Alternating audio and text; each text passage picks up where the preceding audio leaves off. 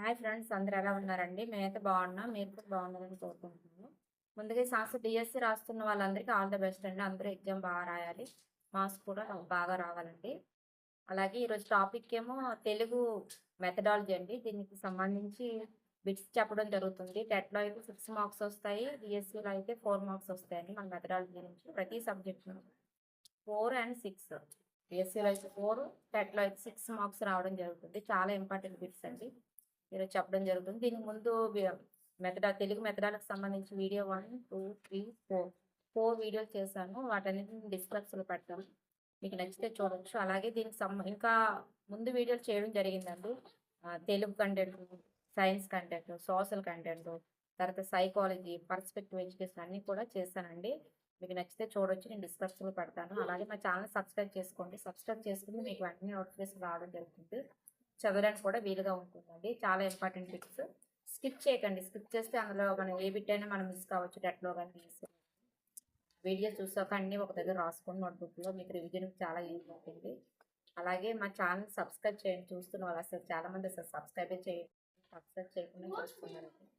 Subscribe చేసుకోండి. Like కూడా చేయండి. మీకు నచ్చితే లైక్ చేయండి. ఇంకా మీకు ఏమైనా డౌట్స్ లేక ఏమైనా సబ్జెక్ట్ గురించి బిట్స్ కావాలి అనుకుంటే మీరు వెంటనే మాకు కామెంట్ ద్వారా తెలియజేస్తే నేను ఆ బిట్స్ నేను చెప్పడానికి ట్రై చేస్తానండి. నాకు కూడా టైం ఉండదు. నేను ఒకవైపు డ్యూటీ చేయాలి.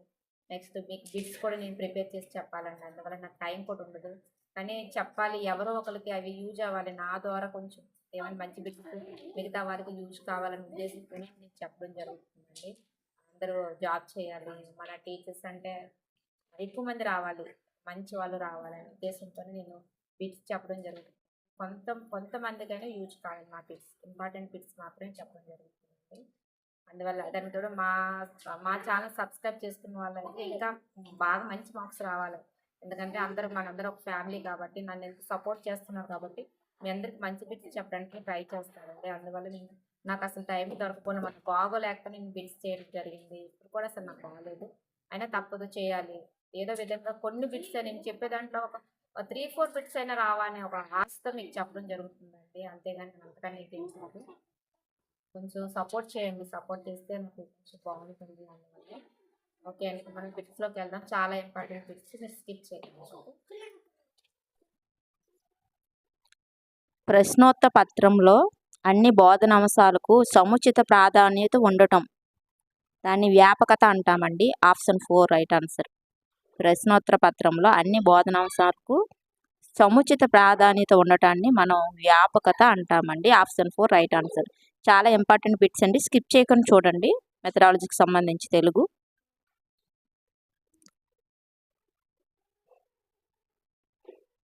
ప్రస్తుతం అమలులో ఉన్న సంగ్రహణాత్మక మూల్యాంకనంలో 6, 7, 8 తరగతుల్లో భావసాంశాలకు కేటాయించబడిన మార్కులు ఎన్ని? ఆప్షన్ 3 అండి, 20 మార్కులు. ప్రస్తుతం అమలులో ఉన్న సంగ్రహణాత్మక మూల్యాంకనంలో 6, 7, 8 తరగతుల్లో భాషాంశాలకు కేటాయించబడిన మార్కులు ఎన్ని అంటే ఆప్షన్ 3 అండి, 20 మార్కులు.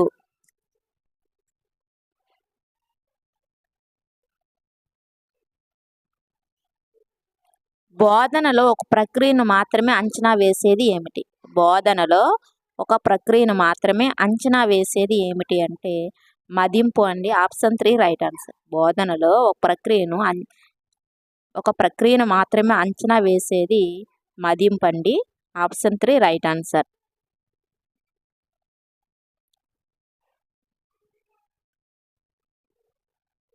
మాపనం లక్షణాల్లో ఒకటి ఏమిటి? మాపనం లక్షణాల్లో ఒకటి పరిమాణాత్మకత అండి. Option 1 right answer. మాపనం లక్షణాల్లో ఒకటి పరిమాణాత్మకత అండి. Option 1 right answer. నచ్చితే లైక్ చేయండి, సబ్స్క్రైబ్ చేయండి ఫ్రెండ్స్.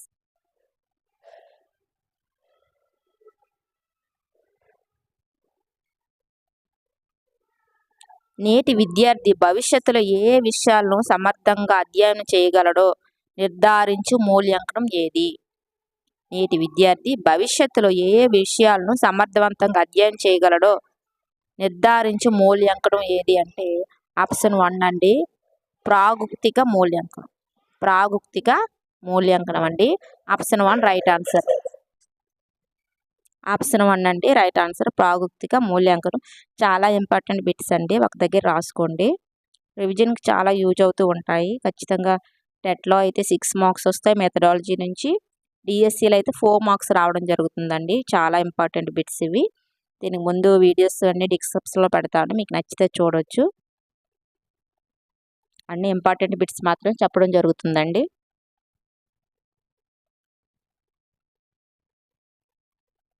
ఉపాధ్యాయుడు తాను బోధించిన అంశాల్లో తన విద్యార్థుల జ్ఞాన అవగాహన సముపార్జనను తానే అంచనా వేస్తే దాన్ని ఏమంటాము అంటే ఆప్షన్ 2 అంటే అంతర్గత మూల్యాంకనం.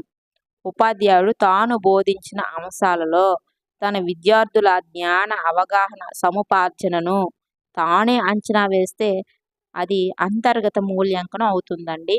Option 2 right answer. అంతర్గత మూల్యాంకనం. ఉపాధ్యాయుడు తాను బోధించిన అంశాల్లో తన విద్యార్థుల జ్ఞాన అవగాహన సముపార్జన తానే అంచనా వేస్తే అది అంతర్గత మూల్యాంకనం అవుతుందండి. Option 2 right answer.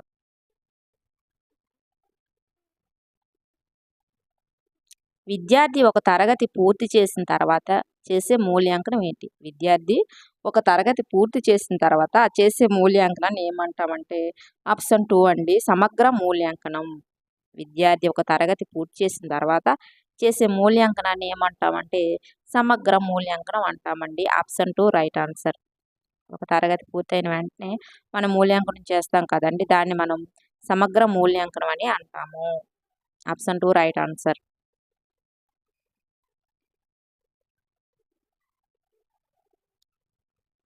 ఒక సంవత్సర కాలంలో విద్యార్థి అభ్యసించిన అన్ని అంశాలను మూల్యాంకనం చేసేది ఏమిటి?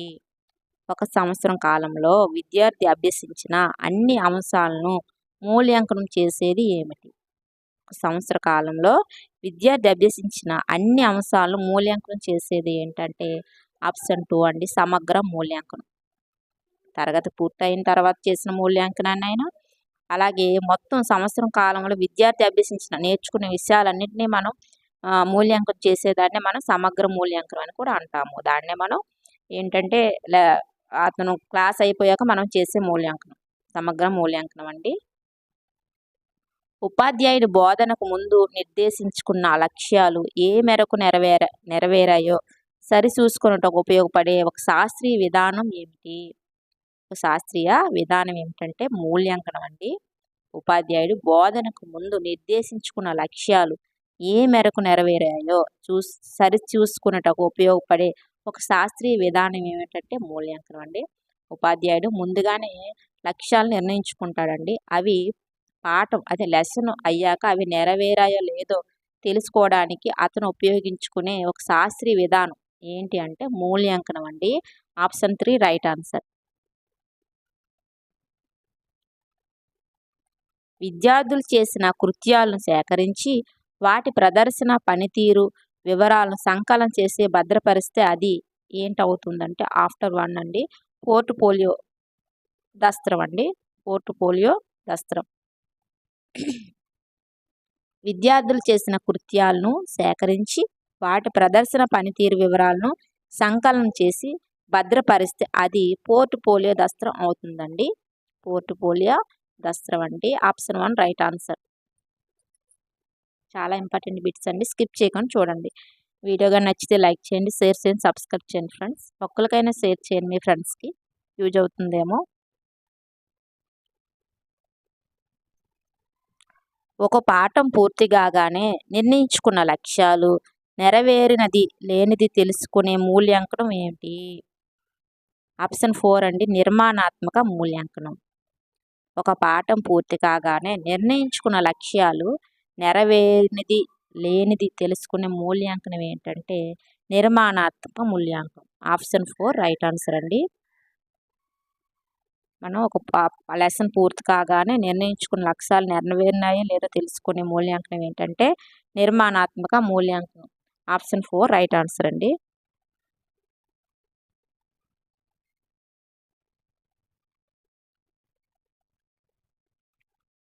స్వల్ప వ్యవధిలో ఎలాంటి సంప్రదాయాలు పాటించకుండా నిర్వహించేది ఏమిటి? స్వల్ప వ్యవధిలో ఎలాంటి సంప్రదాయాలు పాటించకుండా నిర్వహించేది ఏంటంటే ఆప్షన్ 3 అండి అక్కడ వికస అని పడ్డదండి, వికస కాదండి, నికస. నికష అండి. Option 3 right answer. నికష అండి, వి కాదు అక్కడ, నికష. స్వల్ప వ్యవధిలో ఎలాంటి సంప్రదాయాలు పాటించకుండా నిర్వహించేది ఏమిటంటే నికష అండి. Option 3 right answer.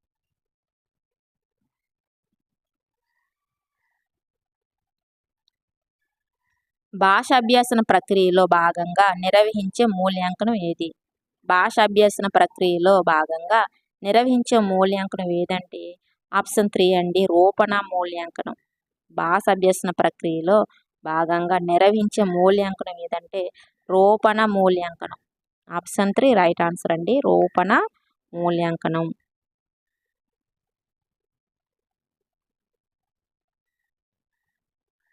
చాలా ఇంపార్టెంట్ బిట్స్ అండి, స్కిప్ చేయకుండా చూడండి.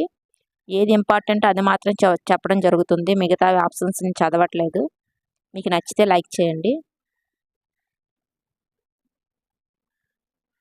ఆచరణాత్మకత, వస్త్రాశ్రమత, విశ్వసనీయత, ప్రామాణికత అను లక్షణాలు గల ఒక విద్యా ప్రక్రియ ఏది? ఆచరణాత్మక, వస్త్రాశ్రమత, విశ్వసనీయత, ప్రామాణికత అను లక్షణాలు గల ఒక విద్యా ప్రక్రియ ఏదంటే ఆప్షన్ 1 అండి, మూల్యాంకనం. ఆచరణాత్మక, వస్త్రశ్రమత, విశ్వసనీయత, ప్రామాణికత అను లక్షణాలు గల ఒక విద్యా ప్రక్రియ ఏదంటే మూల్యాంకనం అండి. Option 1 right answer.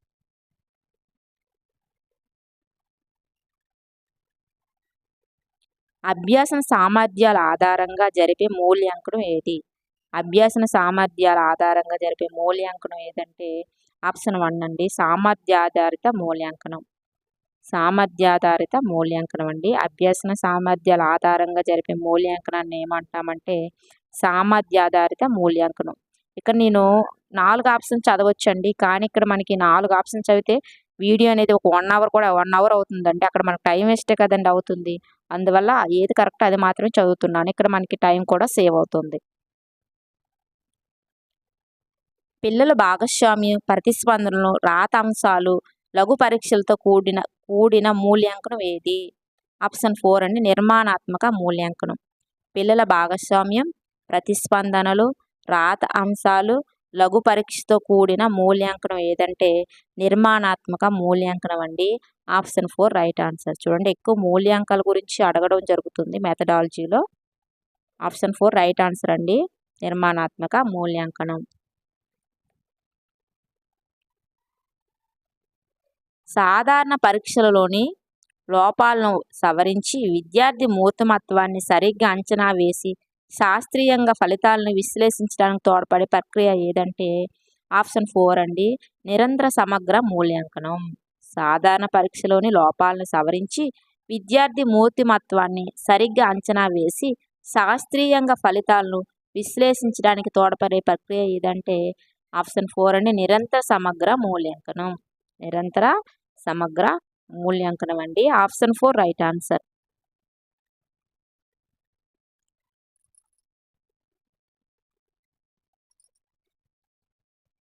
వీడియో చూస్తున్న వాళ్ళు నచ్చితే లైక్ చేయండి ఫ్రెండ్స్.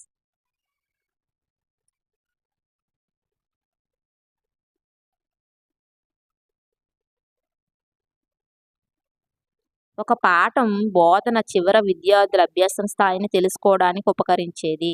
ఒక పాఠం బోధన చివర విద్యార్థుల అభ్యాసం స్థాయిని తెలుసుకోవడానికి ఉపకరించేది ఏంటంటే ఆప్షన్ 2 అండి, సాధన నికష. సాధన నికష. ఒక పాఠం బోధన చివర విద్యార్థుల అభ్యాసం స్థాయిని తెలుసుకోవడానికి ఉపకరించేది ఏంటంటే సాధన నికష అండి. Option 2 right answer. సాధన నికష.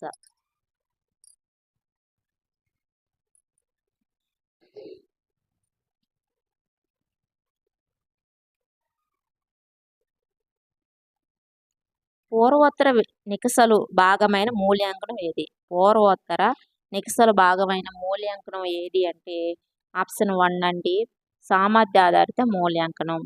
పూర్వోత్తర నికషలు భాగమైన మూల్యాంకనం ఏదంటే సామర్థ్యాధారిత మూల్యాంకనం అండి. Option 1 right answer. Option 1 right answer అండి.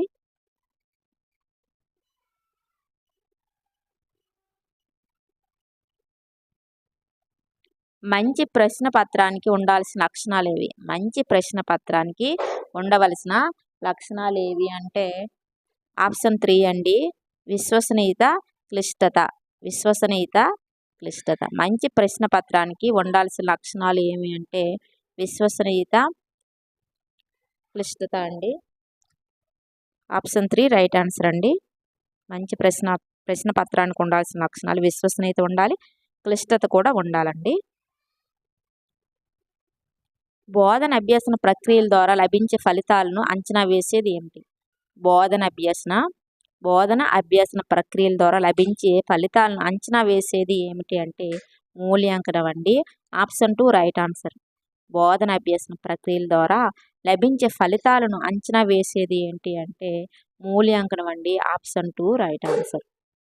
చాలా ఇంపార్టెంట్ బిట్స్ అండి, స్కిప్ చేయకుండా చూడండి.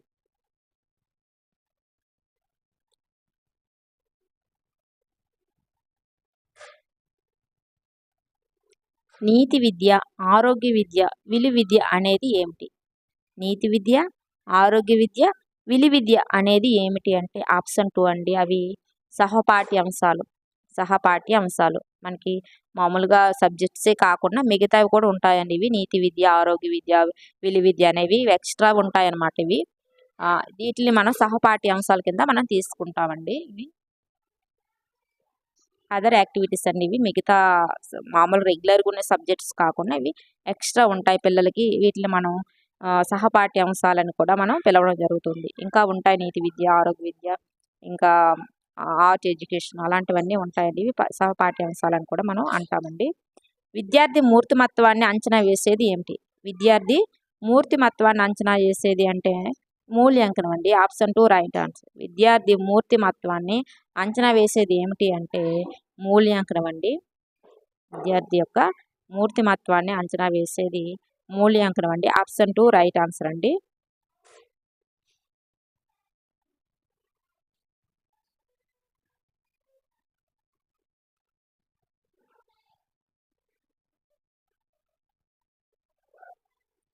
బోధనా లక్ష్యాలకు కేటాయించిన మార్కుల శాతాలను సూచించే పట్టిక ఏది?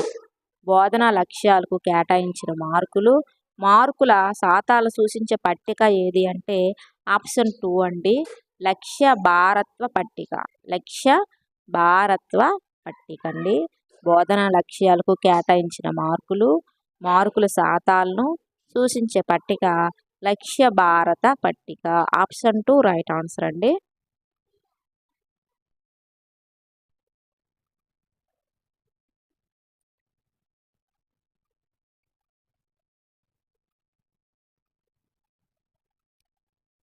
పిల్లల శారీరక మానసిక వికాసాలను ఒక క్రమ పద్ధతిలో పిల్లలకు తెలియకుండానే పరిశీలించడం.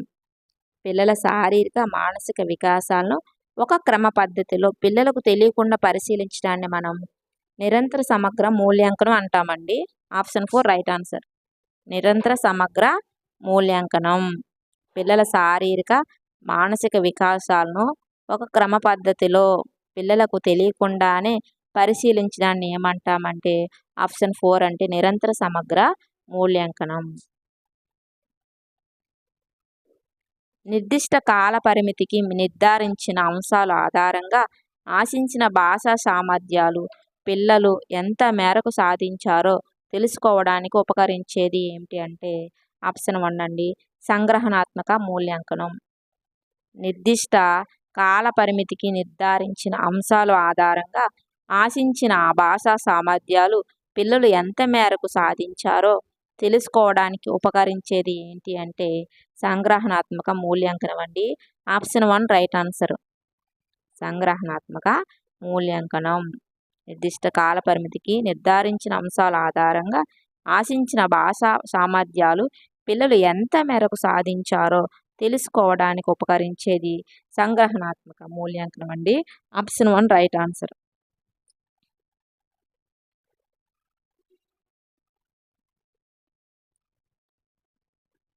ఉపాధ్యాయుడు తాను బోధించిన అంశాన్ని విద్యార్థులు ఏ మేరకు నెరవేర్చుకున్నారో తెలుసుకోవడానికి తోడ్పడేది ఏంటి అంటే ఆప్షన్ 2 అండి. మూల్యాంకనం. ఉపాధ్యాయుడు తాను బోధించిన అంశాన్ని విద్యార్థులు ఏ మేరకు నేర్చుకున్నారో తెలుసుకోవడానికి తోడ్పడేది ఏమిటి అంటే ఆప్షన్ 2 అండి. మూల్యాంకనం.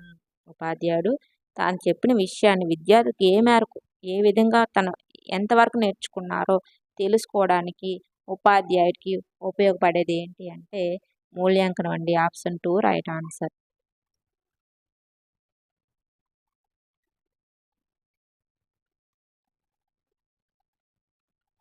ప్రవర్తన పరివర్తనము అనగా ఏమిటి అంటే ఆప్షన్ 3 అండి. అంత్య పరివర్తన మైనస్ ప్రారంభ పరివర్తన. ప్రవర్తన పరివర్తనము అనగా అంత్య పరివర్తన మైనస్ ప్రారంభ పరివర్తన అండి. Option 3 right answer. చూడండి, ఈ విధంగా కూడా మన బిట్స్ అనేవి అడగడం జరుగుతూ ఉంటుందండి. గుణాంక సమాచారాన్ని చార్టు రూపంలో వ్యక్తీకరిస్తే దాన్ని ఇలా అంటారు. గుణాంక సమాచారాన్ని చార్టు రూపంలో వ్యక్తీకరిస్తే దాన్ని ఇలా అంటారు. ఆప్షన్ 2 అండి. రేఖాచిత్రము అండి. గుణాంక సమాచారాన్ని చార్టు రూపంలో వ్యక్తీకరిస్తే దానిని మనం రేఖాచిత్రము అని అంటాము. గుణాంక సమాచారాన్ని చార్టు రూపంలో వ్యక్తీకరిస్తే దాన్ని రేఖాచిత్రం అని అంటాము. ఆప్షన్ 2 రైట్ ఆన్సర్ అండి. Option 2 right answer.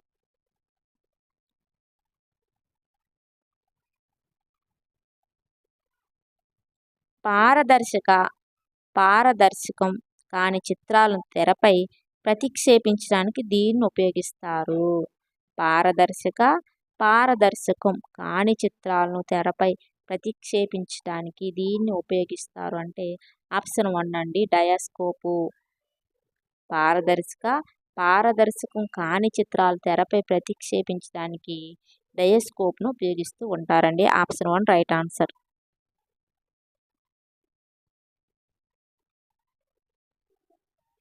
ప్రాథమిక స్థాయిలో మొదటగా పఠనం నేర్పడానికి ఉపయోగించే ఉపకరణాలు ఏమిటి?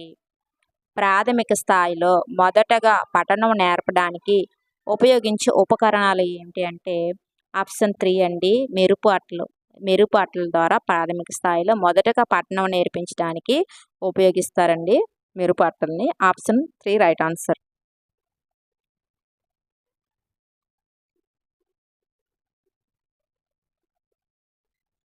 పప్పెట్ల ద్వారా బోధించడానికి అనువైనది ఏది అంటే ఆప్షన్ 1 అంటే నీతి కథలు. పప్పెట్ల ద్వారా బోధించడానికి అనువైనది ఏది అంటే నీతి కథలండి. Option 1 right answer. చాలా ఇంపార్టెంట్ బిట్స్ అండి, ఒక దగ్గర రాసుకోండి. దీనికి ముందు మెథడాలకు సంబంధించి 4 వీడియోలు చేస్తానండి, ఇది 5వ వీడియో.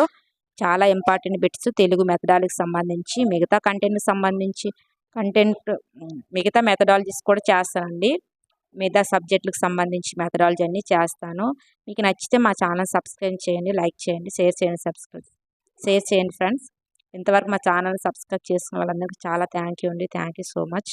మీ ద్వారా ఇంతవరకు రావడం జరిగింది. నేను నిన్న వీడియో కూడా పెట్టడం లేదు, అసలు నాకు టైం సరిపోవట్లేదండి. మెయిన్ ఈరోజు వీడియో పెట్టాను, నిన్న పెట్టవలసిన వీడియో ఈరోజు పెట్టడం జరిగింది. ఓకే అండి, బాగా చదువుకోండి. మరొక వీడియోతో మళ్ళీ కలుసుకుందాం. ఓకే, బాయ్ అండి.